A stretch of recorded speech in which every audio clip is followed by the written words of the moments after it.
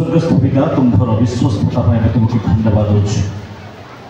दीर्घ 51 वर्ष धरी समस्त दिन समस्त निमिष तुम्हार कृपा दृष्टि तुम्हार प्रिय दास दासी रखिल।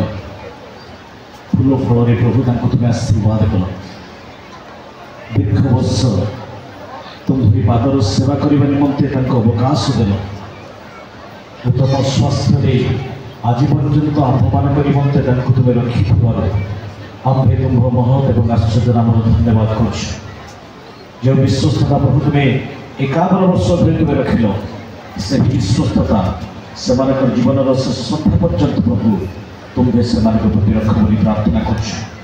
तुम्हार हस्त से सहाय हो। तुम्हार श्रीमुख से सहित गमनागमन कर।